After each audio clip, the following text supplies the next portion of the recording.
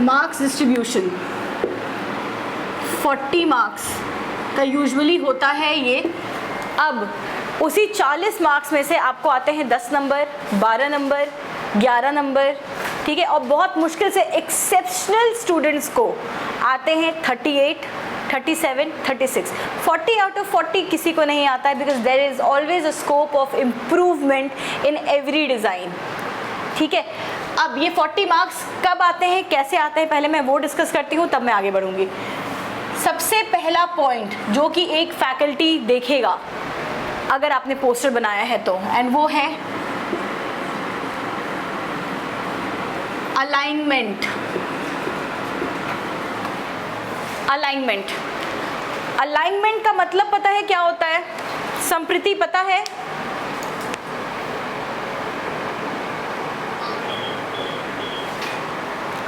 हाँ, मतलब टॉपिक के मतलब नहीं पता मैम। कोई बात नहीं, नहीं पता, इट्स कम्प्लीटली ओके। तुम्हें पता है रिचा? बताओ। मतलब जो भी आपने बनाया है वो सब कुछ बैलेंस होना चाहिए, कोई नेगेटिव स्पेस नहीं होना चाहिए। पहले मैं, सही है, पहले मैं अलाइनमेंट आपको एक्सप्लेन करती हूँ। अगर आपका ये पेज है,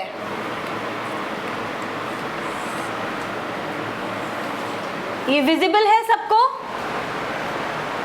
अगर आपका ये पेज है, अगर आपने कुछ यहाँ पे बनाया है, कोई भी मोटिव, जैसे मान लो कि तुमको मैंने अभी टी शर्ट डिज़ाइन बताया था पिछली क्लास में, तो टी शर्ट डिज़ाइन में तुमने मिडिल में अगर कोई मोटिव बनाया है, तो मैंने आपको बैलेंस एंड अलाइनमेंट का एक स्लाइड था, उसमें मैंने आपको वो समझाया था।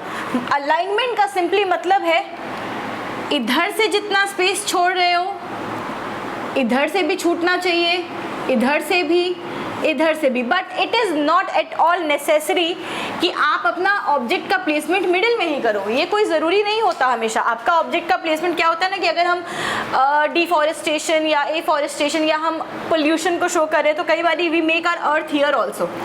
हम नीचे की तरफ से भी अपना मोटिव बनाते हैं, क्योंकि ये आपका पोस्टर है तो आप नीचे ऊपर साइड कहीं से भी बना सकते हो, लेकिन वो सब कुछ अलाइंड होना चाहिए। अलाइनमेंट का एक और मतलब है, पहले तो मोटिव की प्लेसमेंट आप कहीं पे भी कर सकते हो, वो मैं आपको बताऊंगी आगे।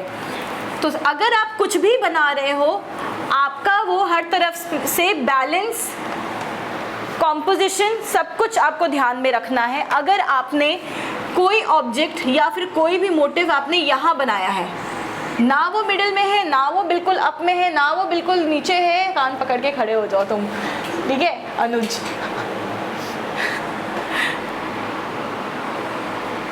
पकड़ा क्या?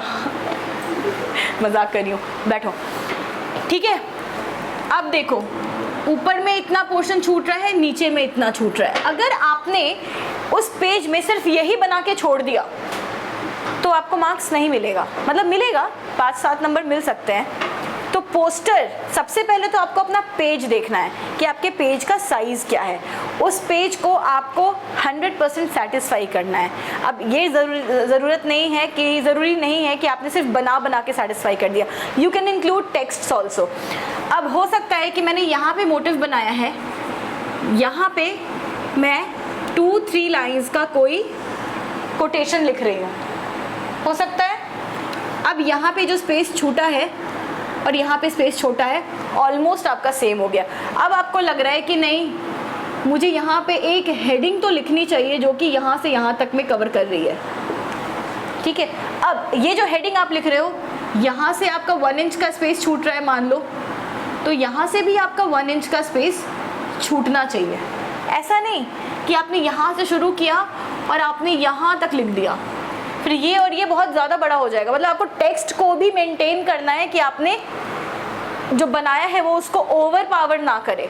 सिमिलरली अब यहाँ से आपका इतना स्पेस छूट रहा है, अब आप देखो कि आपका जो पेज है, आपने जो भी बनाना था यहाँ पे इतना स्पेस छूटा है और इतने दूर में आपने सब कुछ बना दिया है, बट ये क्या, इस एरिया में क्या करने वाले हो? ये तो नेगेटिव हो गया।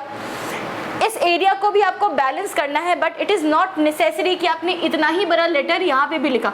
आपने एक छोटा सा डेट हो सकता है, वेन्यू हो सकता है। अगर मान लो आपके कॉलेज में कोई फेस्ट है, कोई स्पोर्ट्स का इवेंट है, तो आपने उस चीज़ को यहाँ पे मेंशन कर दिया। आपने ऐसे पोस्टर्स खरीदे होंगे, या फिर आप कभी कोई मेडिकल चेकअप के लिए किसी क्लिनिक में गए होंगे तो आपने एक पोस्टर्स का लेआउट देखा होगा, या फिर वैक्सीनेशन होती है तो उसका लेआउट देखा होगा। मे बी अगर आपने कभी रेलवे स्टेशन या simple market places like Sarojini Nagar visit किया होगा, या कोई भी आपके सिटीज़ में जो मार्केट प्लेस है, आपने देखा होगा कि आपके बाथरूम में लगाने के लिए, रूम पे लगाने के लिए, अलग अलग प्लेसेस में लगाने के लिए ऐसे पोस्टर्स अवेलेबल होते हैं आपके मार्केट प्लेस पे। तो हर वो जो पोस्टर होता है वो बहुत ही ब्यूटीफुली प्लान्ड होता है, भले वो सिंपल हो, ठीक है, भले ही सिंपल मिनियंस बने हो उसमें, बट वो प्लान्ड होता है। अगर बीच में बनाना है तो बीच प्रॉपरली सेंटर में होगा, इधर से उतना स्पेस, इधर से भी उतना स्पेस, इधर भी इतना छूटा हुआ होगा। तो मेरा मतलब है कि alignment is the most important criteria जिसके बेसिस पे आपका पोस्टर जज होता है, and you straight away gate 12 marks for your alignments.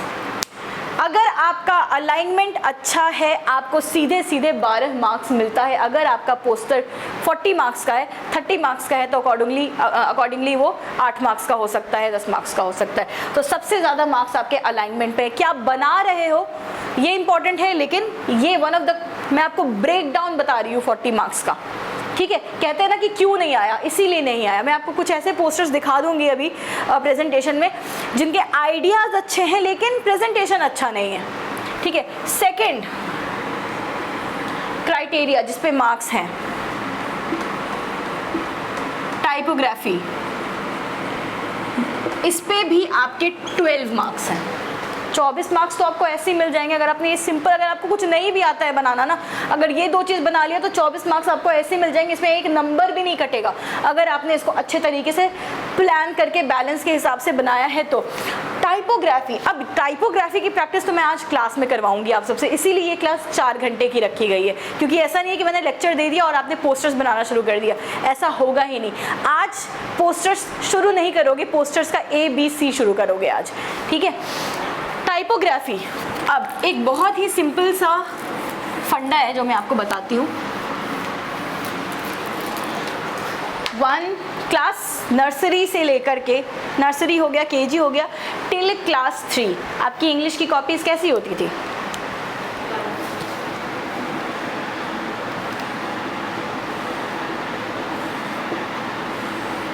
Five lines की होती थी। अभी हमारी हैंडराइटिंग कैसी होती है? मेरी तो मुझे लगता है कि अभी भी बेटर है, क्योंकि मुझे बहुत अवार्ड्स मिले हैं हैंडराइटिंग में। ये इस पे जज मत करना, ठीक है, इस पे जज मत करना। बट अगर मैं लिखने पे आऊँ तो आई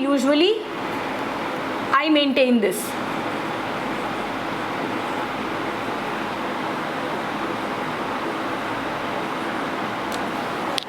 ठीक है। लेकिन जब अभी हम लिखते हैं तो यूजुअली हम सब ऐसे ही लिखते हैं, क्योंकि 12 तक आते आते इतना दिमाग पे प्रेशर नहीं डालना होता है कि भैया ये करे या वो करे। बट पोस्टर्स बना रहे हो, इसको फॉलो नहीं किया तो 12 नंबर भूल जाओ, क्योंकि पोस्टर्स में बच्चे गलतियाँ क्या करते हैं मैं आपको बता रही हूँ। अगर ये आपका बहुत ऐसी गलतियाँ हैं ना जिस पे आपको हंसी भी आ जाएगी और गुस्सा भी आ जाएगा। एज ए फैकल्टी मुझे गुस्सा आता है। ये अगर आपका पोस्टर है, अगर आपने सोचा है कि मुझे वर्ल्ड्स हेल्थ डे कुछ करके कुछ ऐसा लिखना है, या फिर स्टॉप पोल्यूशन लिखना है, तो यहाँ पे मोटिव तो बना लिया, स्टॉप पोल्यूशन लिखना है। आपने सोचा कि मैं यहाँ से शुरू करूँगी, यहाँ तक मैं ख़त्म कर दूँगी स्टॉप पोल्यूशन, ठीक है। आप बड़े ही कॉन्फिडेंटली शुरू करते हो कि लिख तो हम लेंगे, एस, और आप कैप्स में लिखते हो TOP, ठीक है। अब आ जाता है, अब यहाँ पे आकर के शौक लगता है कि पॉल्यूशन तो हटेगा नहीं, और लिखा तो पेन से है, उसको मिटा सकते नहीं है। तो आप अब क्या करोगे कि इसको छोटा करना शुरू करते हो और बस खाना पूर्ति हो जाती है। तो यहाँ पे आपके मार्क्स की भी खाना पूर्ति हो जाती है, मार्क्स नहीं मिलते हैं आपको। These are the major mistakes. बच्चा बहुत अच्छा मोटिव बनाने के बाद भी ये करके आता है। दूसरी गलती टाइपो में हम क्या करते पता है? Spelling mistakes, blunder spelling mistakes होते हैं, वो स्पेलिंग मिस्टेक्स जो आपने कभी नहीं किए होंगे आज तक, आप वो करके आते हो। पॉल्यूशन में का एक एल गायब है, ठीक है। कैसी तबीयत है तुम्हारी श्रुति? इसीलिए तुम लेट हुई हो ना। ये बच्चे रूटीन भी नहीं देखते हैं, 10:30 का 11 कर दिया है मैंने, वो भी ये बेचारे ऑनलाइन वाले बच्चे सफ़र करते हैं तुम्हारी वजह से, पता है, ये एग्जैक्टली अपने टाइम पे आते हैं। ठीक है ठीक है, मैं भी अपने बच्चे को छोड़ करके आई हूँ स्कूल, मुझे बहुत काम होता है, लेकिन मैं आई एम पंक्चुअल। हाँ, कभी कभी even I am not, but still चलो ठीक है। तो ये गलतियाँ नहीं करनी है, ये आपकी टाइपो में आती है। टाइपोग्राफी में एक चीज़ और, ये दूसरा पॉइंट था। पहला पॉइंट था कि आप कैसे अपने वर्ड्स को प्लान करते हो।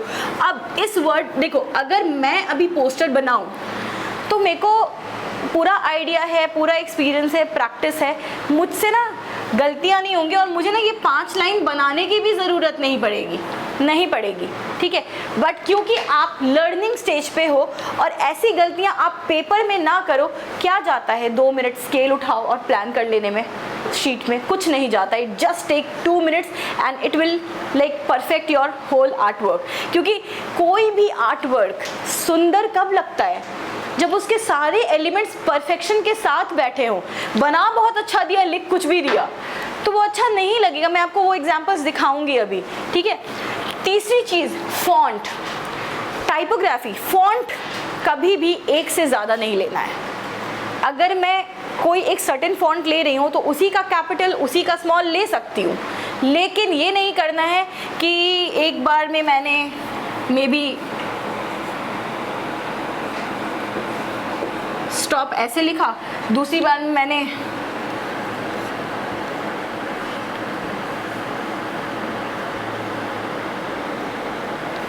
ये 2 डिफरेंट फॉन्ट्स हैं, ठीक है। अगर आप ये यूज़ कर रहे हो तो आपको यही यूज़ करना है।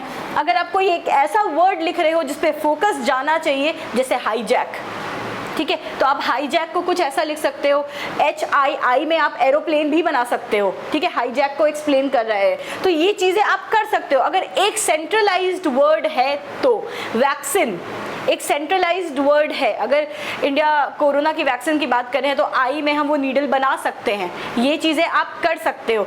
लेकिन ऐसा नहीं है, आपको ऐसा भी फॉन्ट नहीं यूज़ करना है कि सिर्फ आप ही पढ़ पा रहे हो, पूरी और कोई नहीं पढ़ सकता, क्योंकि हम पोस्टर्स बनाते हैं मास ऑफ द पीपल के लिए, सारे लोग उसको समझ सके, सारे लोग उसको पढ़ सके। बिकॉज पोस्टर्स आर समथिंग जहाँ से आप अपनी इंफॉर्मेशन किसी को देते हो, किसी चीज़ के बारे में किसी को एडुकेट करते हो, तो वो पता सबको होना चाहिए।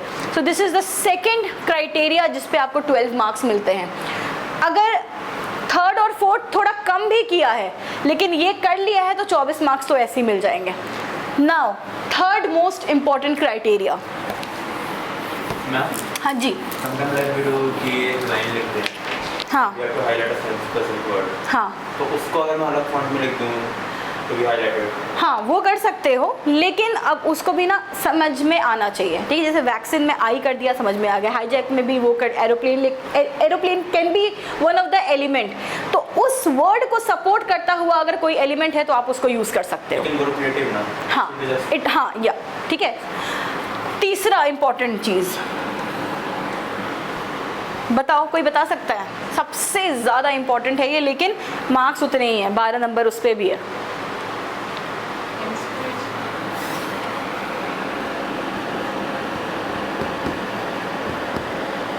क्रिएटिव, इस पे भी 12 मार्क्स हैं। क्रिएटिव होना चाहिए। क्रिएटिव का कहीं से भी मतलब ये नहीं है कि बहुत सुंदर होना चाहिए, इनोवेटिव होना चाहिए, ठीक है। जैसे कि संप्रीति ने जो टी शर्ट बनाया था, मेक पीस, अगर आप लोग में से किसी ने नहीं देखा तो उसको देखना, that was creative enough. Not Buddha, हाँ फ्लैग वन, वेल और फ्लैग, ठीक है, दैट वाज क्रिएटिव, हाँ that was creative.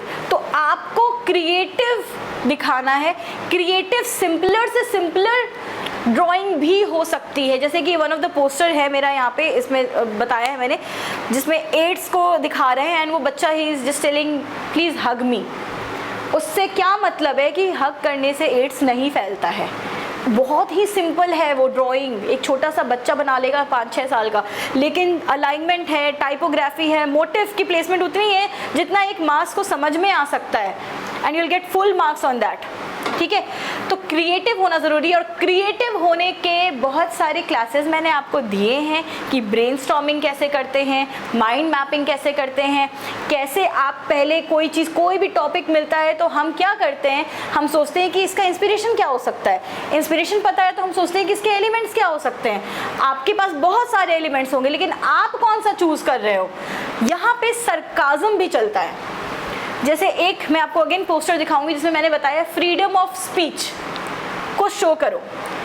Freedom of speech के क्या तरीके हैं शो करने के, आपको क्या लगता है। जो प्रेजेंटेशन में इमेज है उसमें एक माइक बनी हुई है, माइक का जो बोलने वाला पोर्शन होता है उसमें एक पिंजरा दिखाया गया है, पिंजड़ा, और पिंजड़े के अंदर एक चिड़िया को दिखाया गया है।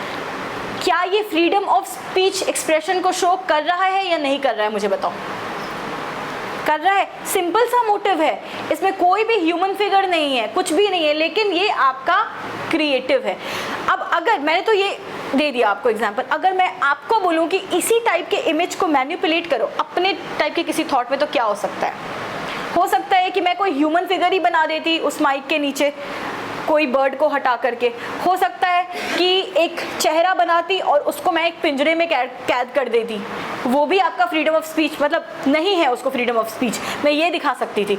तो आपको मैनिपुलेटिव वे में सोचना है, क्योंकि पोस्टर्स ऐसे होते हैं ना, जो इंफॉर्मेटिव पोस्टर्स होते हैं, they are full of sarcasm, full of sarcasm.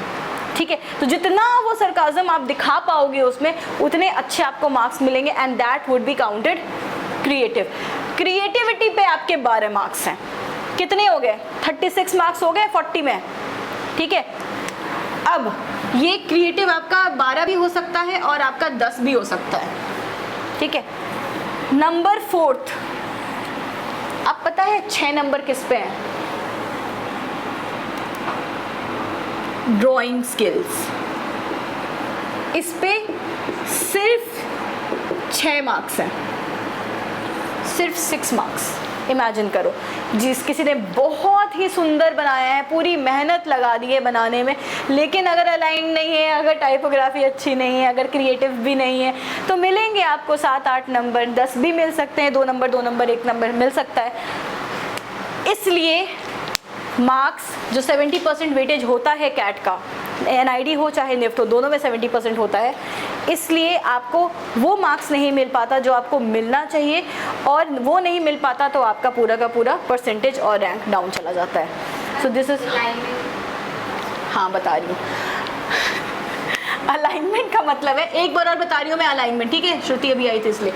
Alignment का मतलब है कि हम जो भी चीज़ लिख रहे हैं या जो भी बना रहे हैं वो एक दूसरे से बैलेंस्ड होना चाहिए। ठीक है, इसका मतलब होता है अलाइनमेंट। अब मैं पढ़ाऊंगी ना तो मैं एग्जाम्पल्स देकर के आपको यहाँ पे समझाऊंगी। ठीक है, यहाँ तक किसी को कोई डाउट है? कुछ ऐसा था जो समझ में नहीं आया? बताओ। अदिति, अक्षरा, अनुष्का, समृद्धि, अनुष्का एंड समृद्धि, आप तो नए हो, बताओ।